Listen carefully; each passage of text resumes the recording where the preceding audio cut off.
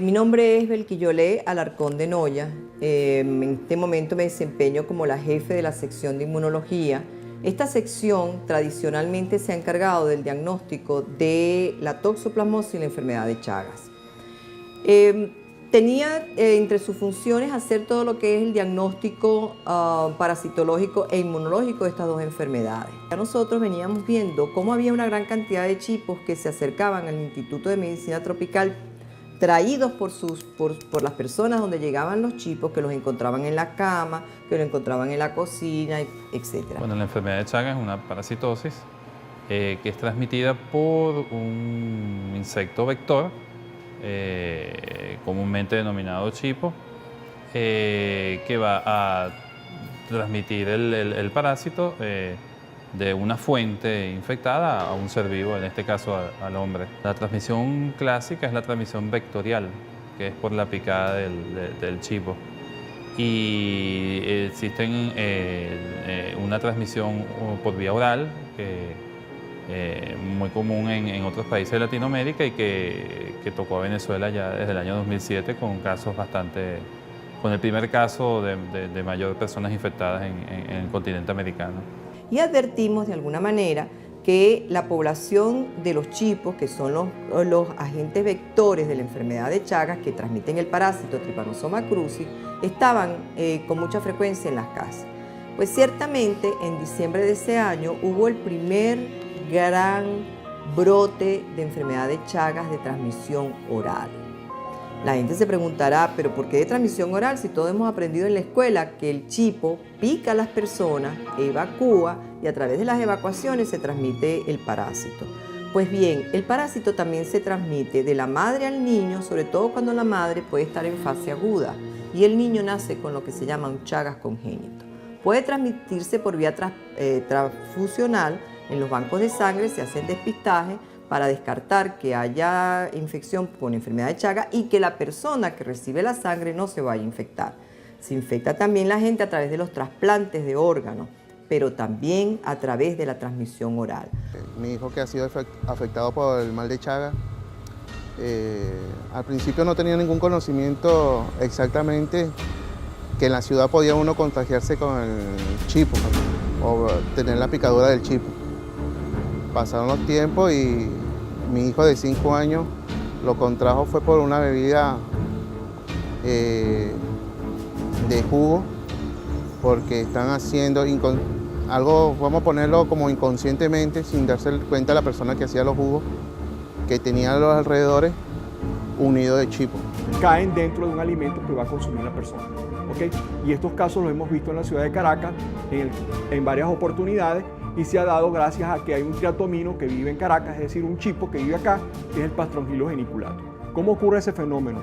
Hemos visto que este animal es un animal nocturno que es atraído por la luz de las viviendas, y en el momento en que se introduce la vivienda puede ir hacia una habitación o como puede ir a la cocina.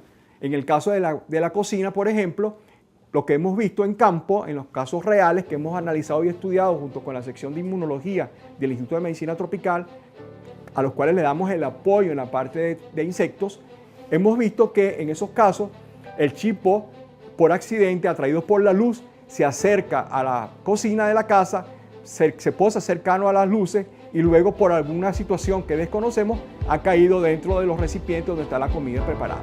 Cuando los alimentos sólidos o líquidos se contaminan con las heces del chipo o con el propio chipo, ¿verdad?, que tenga la infección, estos parásitos se mantienen fácilmente en suspensión en el jugo, que es la vía más frecuente, y son transmitidos entonces a las personas.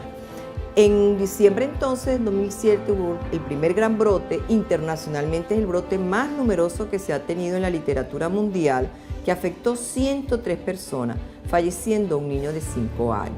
Esto ocurrió en la escuela Andrés Bello en el municipio de Chacao y afectó especialmente la población infantil, 77 estudiantes y 26 profesores. Persona que sin darse cuenta hizo el jugo y infectó, tanto como ella se infectó, como muchos niños se han contagiado. Y bueno, nos ha afectado bastante porque Uno no pensaba que mi hijo de la edad de 5 años estuviera infectado con el mal de Chagas. Entre niños, adultos, representantes y foráneos incluso. Y actualmente se le ha hecho seguimiento desde el año 2007 hasta este momento y hay un porcentaje aún de pacientes que siguen siendo positivos para la enfermedad de Chagas. Curaron un buen porcentaje, se curó ya que se trató en el momento oportuno y actualmente hay un porcentaje todavía de pacientes que están dando positivos a las pruebas serológicas. En el caso, por ejemplo, la contaminación oral por jugos de guayaba fue que cayó en un recipiente donde tenían unas guayabas. Al día siguiente, la persona que estaba manipulando los alimentos, haciendo la preparación, licuó esos alimentos, esas guayabas, y se licuó el chipo allí. La persona, lamentablemente por accidente, sin darse cuenta, había un chipo allí y lo licuó. En este caso particular, lo que tenemos es que una de las prevenciones que se hace es que nosotros no podemos manipular alimentos y dejarlos destapados al aire allí, sino que hay que protegerlos como es debido, poner su tapa, meterlo en la nevera, etcétera. Tomar todas esas medidas básicas de protección. Por otro lado, las viviendas deben tener una protección adicional, que es la presencia de las mallas en las ventanas, lo que llamamos atajabicho en las puertas, en la parte de abajo de las puertas, que eso impide que los animales entren caminando hacia la vivienda. La vía oral es muchísimo más efectiva y peligrosa que inclusive la vía vectorial, porque la vía vectorial los parásitos tienen que pasar a través de la piel, ser captados por los macrófagos, ¿verdad? Y se filtra de alguna manera. Por la parte digestiva no, todo el contenido del tubo digestivo de un chipo infectado es capaz de penetrar la mucosa gástrica. Y la gente dirá, bueno, pero ahí no tenemos el ácido clorhídrico y la pepsina, etcétera. Sí lo tenemos, pero da la casualidad que esos factores facilitan la entrada del tripanosoma a través de la mucosa gástrica. Una vez que el chipo está dentro de la vivienda, se ha alimentado, viene otro proceso que es el proceso de salir de la vivienda alimentado, buscando sus lugares de descanso y reposo en la naturaleza, o sencillamente se quedan instalados en la vivienda porque puede haber las condiciones de la vivienda que sean compatibles con sus condiciones naturales. Entonces, en esos casos, cuando tenemos ese tipo de situaciones, lo que hacen es que se ubican asociados a los roedores, a los ratones y a las ratas que están debajo del piso de la vivienda metidos en huequitos, en cuevitas allí. Entonces, al asociarse a esos ambientes, el chipo termina de completar su ciclo, es decir, coloca sus huevos, desarrolla sus juveniles y llega adulto. En ese instante, en ese preciso momento, se genera lo que llamamos domiciliación, o sea, el animal se instaló a vivir con el humano. A partir de ese momento, entonces, se crea un ciclo interno en la vivienda donde el chipo sigue reproduciéndose, sigue generando picaduras y sigue transmitiendo a las personas que están allí. Todo eso está publicado, pero lo importante de esta experiencia es que nosotros pensábamos que iba a ser única porque realmente fue prácticamente un experimento de la naturaleza. No obstante, en marzo de 2009, nosotros vimos repetirse muy lastimosamente estos episodios en la población de Chichiriviche de la Costa, donde allí fallecieron 4 personas, entre las cuales estaba una embarazada y por supuesto murió su feto, que al tener más de 20 semanas se cuantifica como un fallecido más. La población estuvo muy afectada, Chichiriviche de la Costa está aislado y las condiciones tanto de atención médica como nutricionales, etcétera, y de conciencia de la población son menores que en la población de Chacao.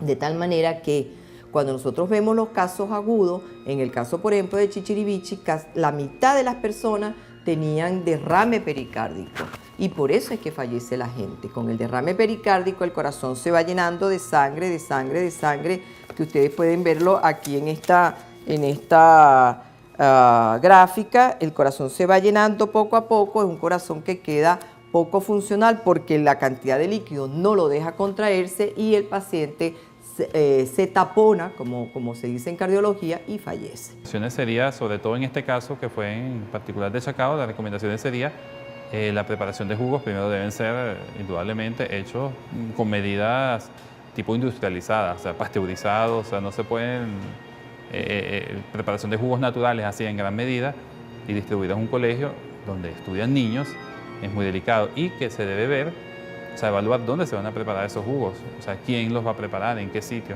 porque ya prácticamente el chipo transmisor está, o sea, no está solamente en esa zona donde donde existe gran cantidad de animales. Nos está tocando aquí cerca, inclusive en el área metropolitana. Pues. Cuando sepas que tú tienes un insecto llamado chipo, no pisarlo, ni matarlo con la mano, ni con zapatos, nada. Automáticamente agarrarlo con una caja de fósforo, cuidadosamente, y cerrarlo. Y después meterlo en una botella de mayonesa o de compota tapada y traerlo para medicina tropical. De lo que se trata es que nosotros tomemos medidas de autoprotección, las cuales son relativamente sencillas de tomar, como son las telas metálicas en las ventanas, frisar muy bien las paredes de las casas para que los chipos no tengan dónde ubicarse asociados a los roedores, de manera que si yo hago eso, también estoy eliminando la posibilidad de que entre un roedor. Hacer muy bien los pisos, los encofrados de las casas, todo lo que sería el basamento de la vivienda, tiene que estar bien elaborado, bien hechecito, ¿no? No podemos dejar cosas inconclusas. De hecho, los lugares donde hemos conseguido los chipos asociados a las viviendas que ya están domiciliados es porque encontramos defectos y construcciones a concluir, a medio hacer. Entonces, en esas condiciones es que el chipo puede asociarse. Y por otra parte, las mascotas, particularmente perros y gatos, deben estar fuera de la vivienda durante la noche, por lo menos no en las habitaciones. Porque en la naturaleza, el chipo busca animales silvestres, los equivalentes a los que están en las viviendas, es decir, roedores silvestres, otros mamíferos como por ejemplo rabipelados, ¿verdad? Pero en el caso en que no estén presentes en la casa un gato o un perro, el chipo termina asociándose a la vivienda y termina picando a la persona y transmitiendo la enfermedad de Chagas dentro de la vivienda. Tiene que haber mucha conciencia a nivel de las escuelas de no preparar jugos de esa manera natural o por lo menos cuidarlo, de la utilización de los jugos pasteurizados y lo que es más importante, no permitir que los chipos lleguen a la cocina para que ellos habiten dentro de las cocinas, ¿verdad? Los nidos, las ratas, las cocinas deben ser lo más protegidas posible para que estos insectos que vuelan hacia las viviendas no se queden domiciliados dentro de la vivienda.